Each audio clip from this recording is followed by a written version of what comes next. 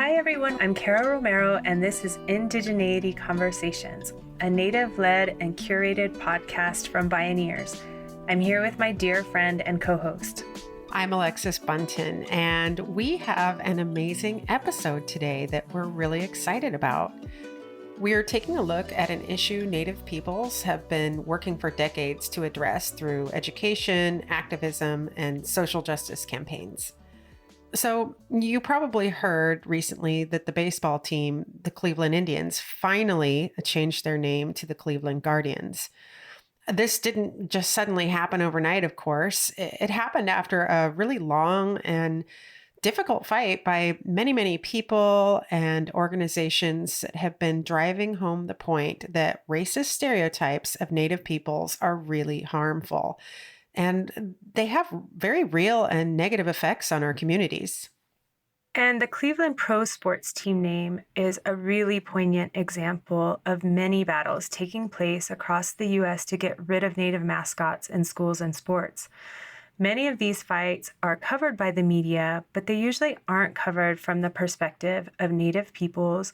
And mascots aren't the only issue Native people contend with. We face ongoing racism in schools and media. Misrepresentation, like stereotyping and negative perceptions about our lifestyles and our very existence. All of these misconceptions and hostile attitudes towards Native peoples lead to devastating impacts within our communities, like depression, anxiety, and youth suicide. They're all tied to these ideas of systemic racism towards Native peoples. I had a conversation about all of these issues with Crystal Echohawk, the president and CEO of Illuminative. If you haven't heard of Illuminative, you definitely need to check them out. They've been one of the key organizations working to create cross-cultural understanding of the importance of accurate and contemporary representation of Native peoples and how getting rid of racist stereotypes helps create positive change. Crystal is a citizen of the Pawnee Nation of Oklahoma, and she's just been such a mover and leader in our Native communities for at least 20 years. She's worked with the Native American Rights Fund, and she also founded and developed the Nota B'Gaye Foundation.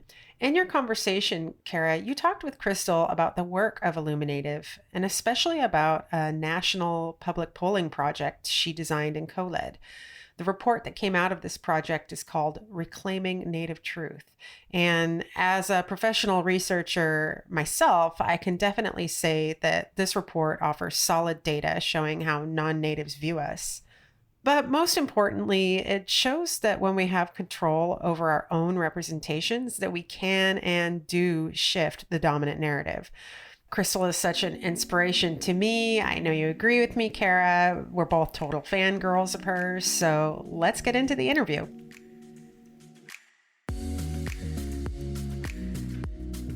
Crystal, thank you so much for being here. We're all fangirls, and we all just appreciate not only you and your presence, but everything that you've done for your community and the greater Indigenous community in North America. It's really just something to be so proud of. And please know that everybody notices all the work that you've done over the years very selflessly. Well, at first I want to say the fangirling is mutual. When I got the call, it was like, yes, sign me up. Again, just have so much admiration. We're all doing it. We're all working hard to do these things for our people. But the Reclaiming Native Truth Project was a project I founded and co-led back in 2016 to 2018. It was a 2-year, $3.3 million project. And it was the largest public opinion research project ever done about perceptions of Native peoples. And really what we did with a multifaceted research team was really unpack what are the dominant perceptions and narratives that Americans from across the country hold about us, including those in the highest kind of ranks of power.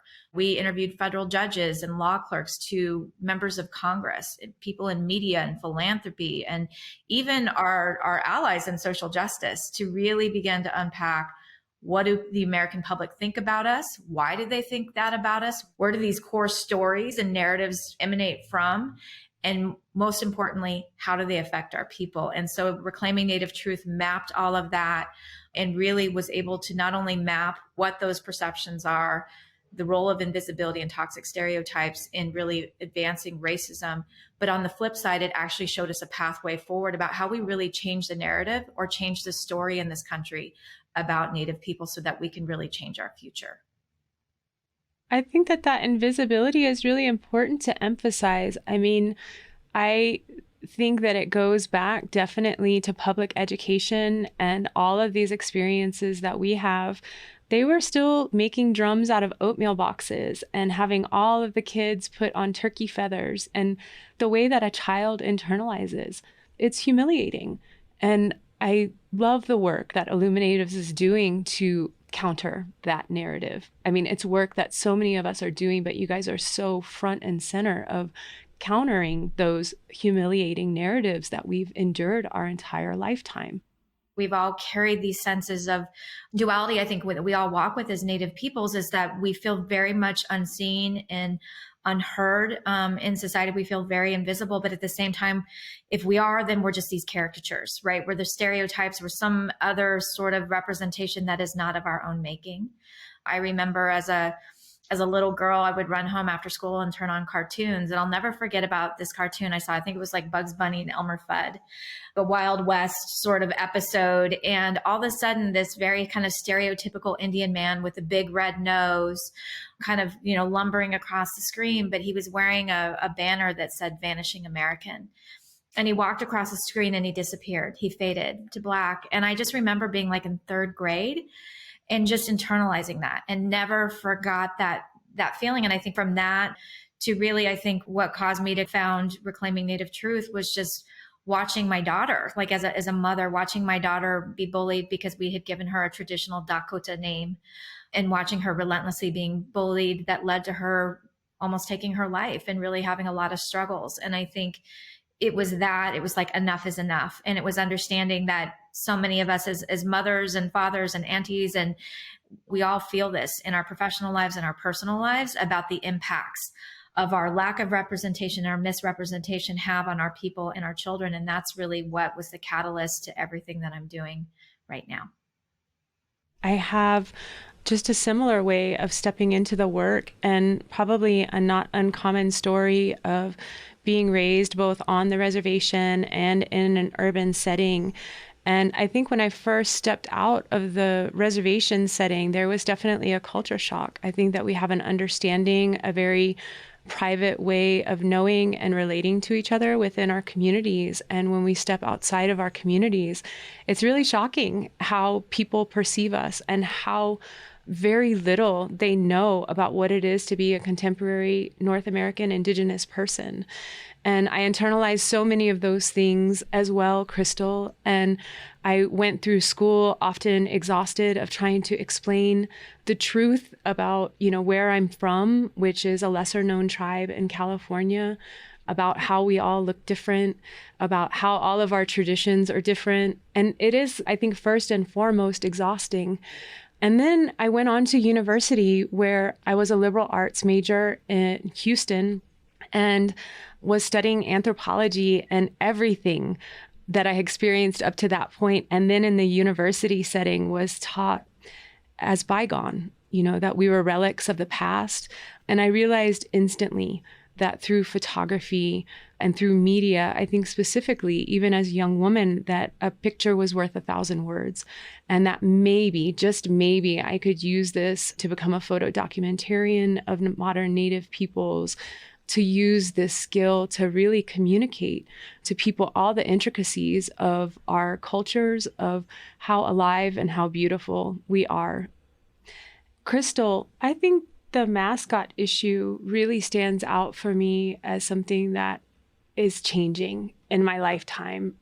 I have so much respect for everybody that's been fighting this issue for decades. For me, it was really stepping into tribal college at the Institute of American Indian Arts, where one of the other Native students was wearing an Atlanta Braves hat.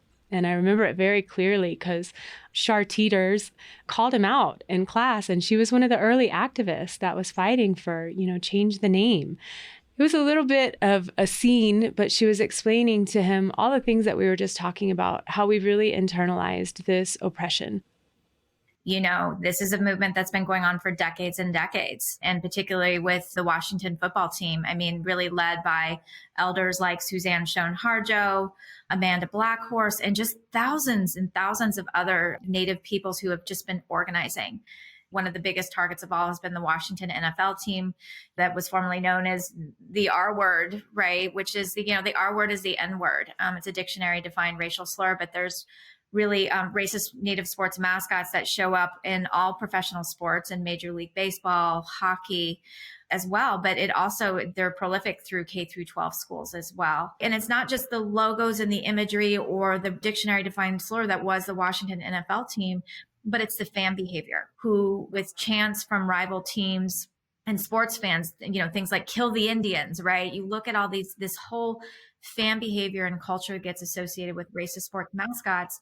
And what we found through our research is that promotes bias and discrimination against our people. It's the red face, and red face is blackface. And thankfully, this country has moved to a point where it understands that blackface is wrong, right? We've watched people lose their jobs, but yet somehow red face is okay. The way that the mascot debate has been framed in this country is it's a matter of public opinion. Oh, well, you know what? This Washington Post poll that was done with sort of, 500 self-identified Native people says it's all okay. Or, hey, we found a Native person to come to the football game and it all looks good. It's a matter of opinion. And it's not, that's the wrong question and the wrong framing. It's about harm. And when they did studies with Native children and with Native young adults, they found that it increases suicidal ideation, depression, and anxiety, right? The exposure to not only that imagery, but everything around it, right? So this is science speaking. This isn't just a question of political science. This is actually showing that this causes harm to our children, and that they found that for Native young adults, they struggle to even see a future for themselves. They sort of depress their ability to see the future.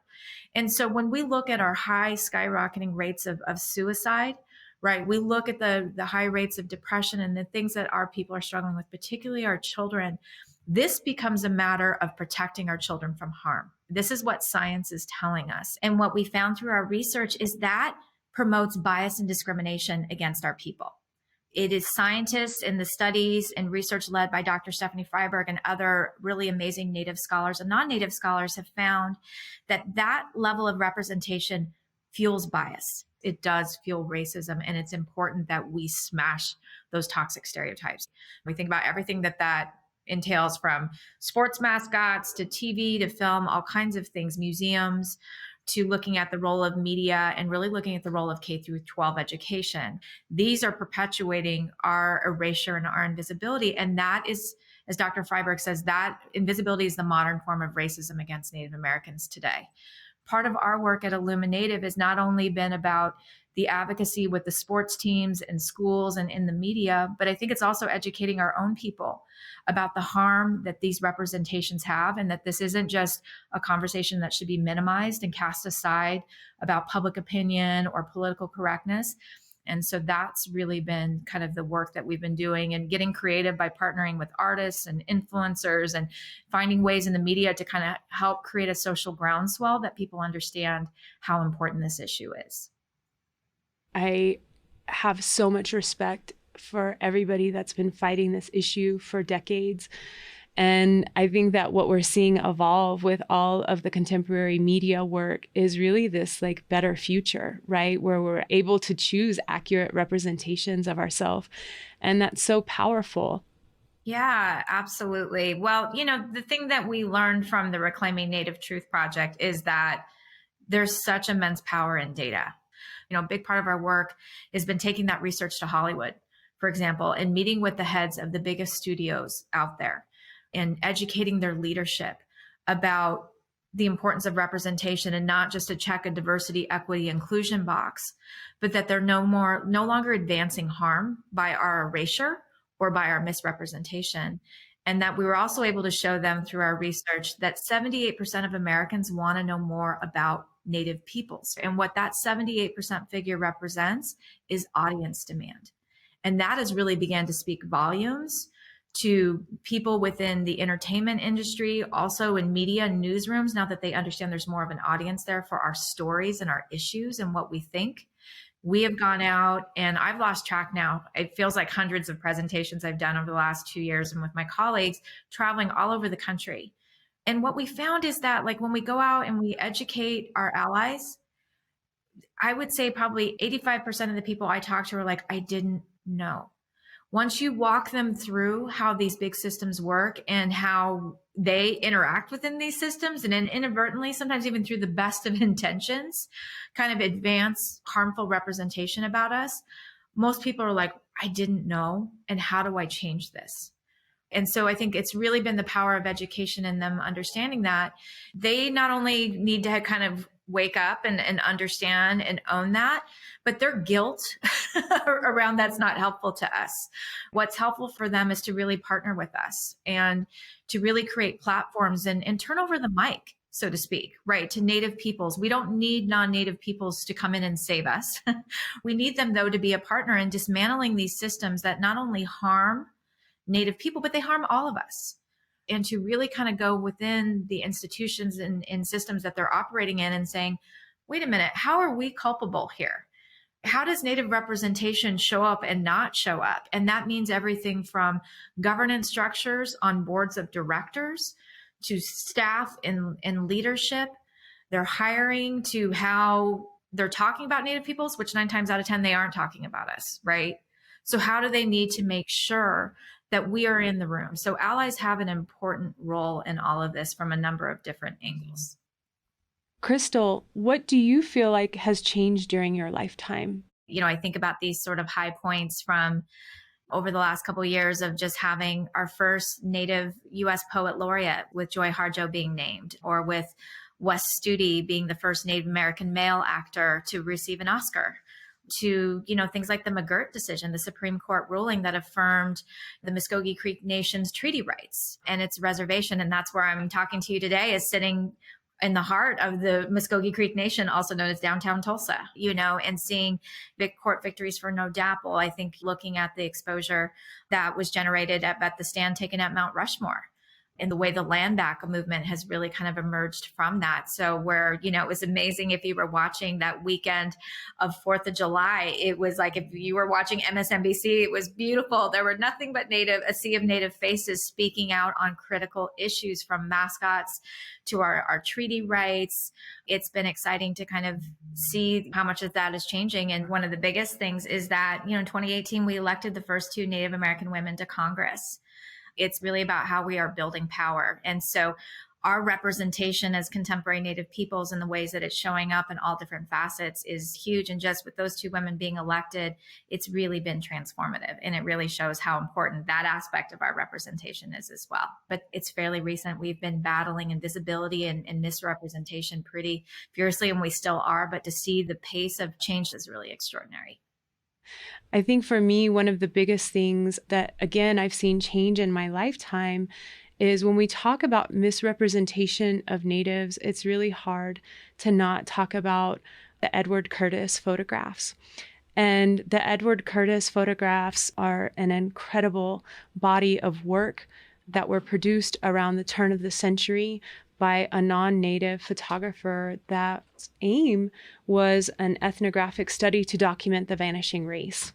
They were so beautiful. They captured America's imagination and really people's imagination around the world. But then it really kind of became this stereotype that stagnated people's view of what Native Americans are. Not only what they are, but what they should be. And I just remember feeling a lot growing up that if you weren't that, then what are you?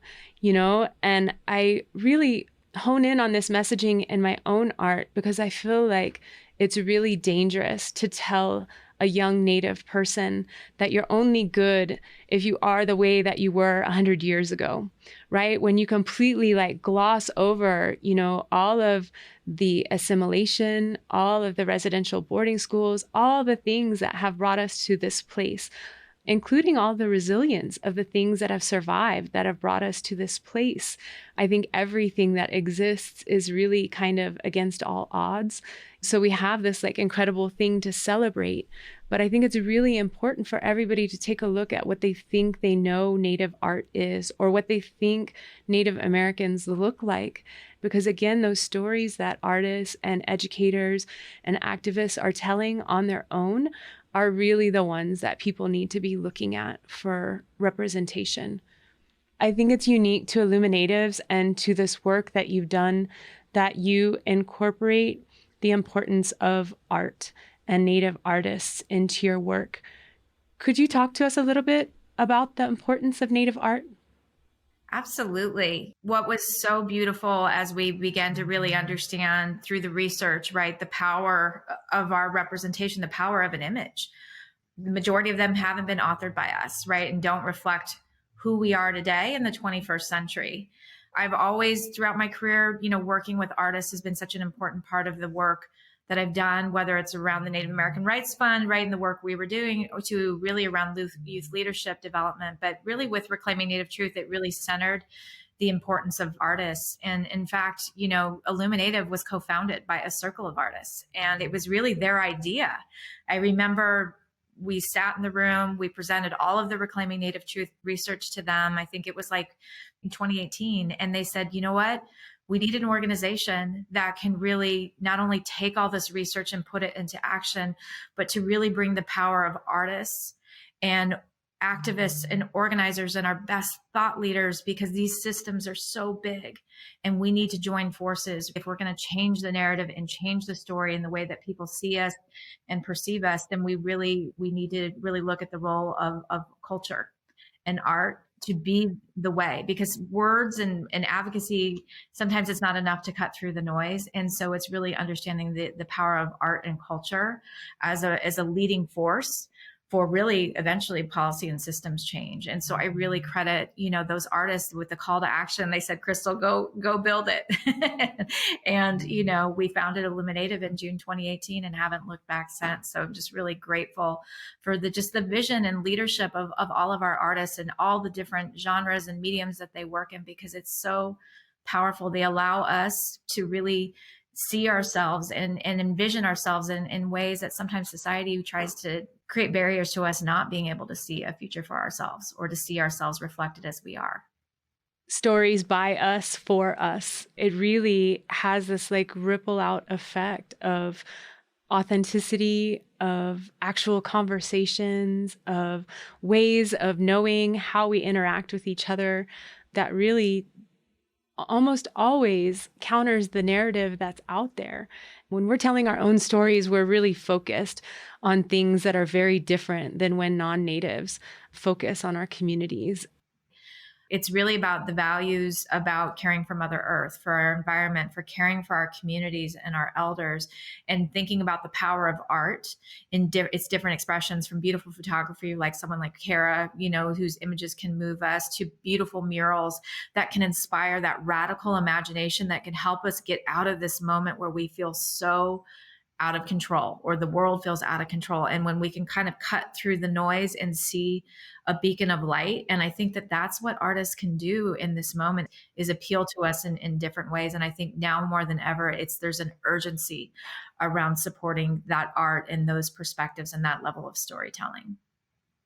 I think one of the biggest changes in the last decade also is our connection to each other through the web, through the internet. And we come from isolated communities. That was by design. And, the internet provided YouTube and social media. And I just really started consuming this connection to other Indigenous peoples around the world, really. We are consuming YouTube videos that are homemade, comedy, dance, bird singing in Southern California. We're so connected on social media, on Instagram, artist to artist, native to native, culture bearers to culture bearers. So I think that like us harnessing the power of social media is also something that Illuminatives is focusing on, as well as so many artists in, continuing to connect to each other through the internet. That for me has been such a huge change in my lifetime for the positive. I love the power of art and seeing Native artists rise to tell our own stories. And it is happening in Hollywood. It's happening in 2D art. It's happening with graphic design. And you've really been at the forefront of that, Crystal, in making sure that you incorporate, some powerhouse artists in your messaging. And it really comes across where I think as a Native person, I can instantly look at Illuminatives and know that that's a Native-led organization. And that's important. That's important when you're building trust in Indigenous communities, is that we know who we're speaking to.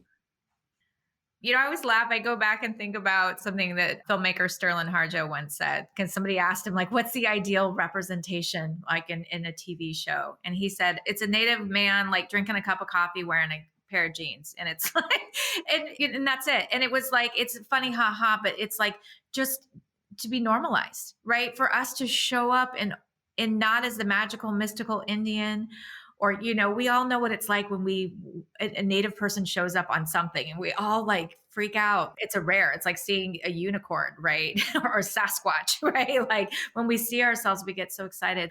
Simultaneously, there's 2 Native TV shows, one by Sierra Nallas. She's a showrunner and created it with Mike Schur. It's called Rutherford Falls, and it's 50% of the writer's room in Native peoples. You have a Native woman as the co-star with Ed Helms. It's breaking all the record books on Native representation, to Sterling Harjo, who's teamed up with Taika Waititi to develop the show Reservation Dogs that's on FX. And again, I mean, these are really significant, but it's fairly recent. So I think the future is really about that our representation, we are everywhere. So I think it's about that political representation, that we really hit parity in every single state and city and nationally. I think it's about when we click on Netflix or whatever we like to watch, that there's ample choices around Native representation and stories that are authored by us. And, all kinds of stories, and not just, the epic Westerns or like the tragic tales. It's like, about Native peoples, but comedies and Natives in outer space, that we have the diversity of representation that not only reflects our humanity and the complexity of who we are, but all of our contributions, all of the complexities, even imagining ourselves in the future, that it just is on every level of society. I really got choked up earlier, when you were talking, Kara, about as a young person through school, like how exhausting that was. Our children have to constantly live in hostile learning environments. And that's not only related to sports mascots, but that our children are always asked, because there's nothing in the history books really about us, that, Native children today are still asked to get up and teach their classes, Native American history. My dream is that no longer is the case, that our children can go to school and feel positive about that experience, and that our history and our contemporary contributions to this country are reflected, and that we're thriving. There's such a power to the power of our story and our stories, that it really has the ability to change the future. And I feel like in changing that representation, we start to see that these big systems are transformed, right? That we are really about building Native power. We are about advancing justice and equity for our people. And that is really my dream. And I really believe that it's something that we're going to achieve.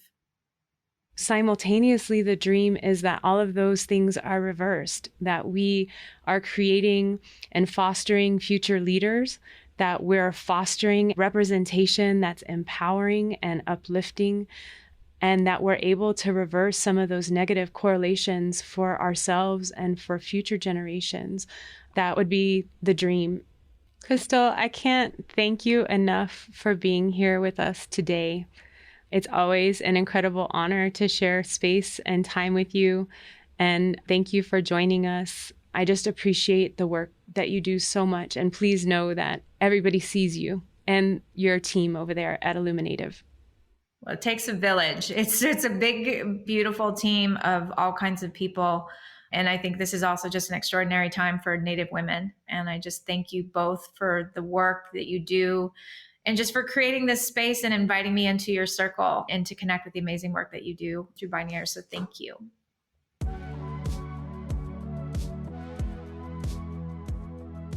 Thank you for joining us for this episode of Indigeneity Conversations. To learn more about the guests we featured today, go to the episode page on our website, bioneers.org/Indigeneity Conversations. You'll also find more episodes there to listen to and share, and ways to become involved as an ally to Indigenous peoples. And to find out more about our Native-led Indigeneity program, go to bioneers.org/Indigeneity. We offer more Indigenous media content there, along with our Indigeneity curricula and learning materials for students and lifelong learners. It's been such a pleasure to share with all of you today. Many thanks and take care.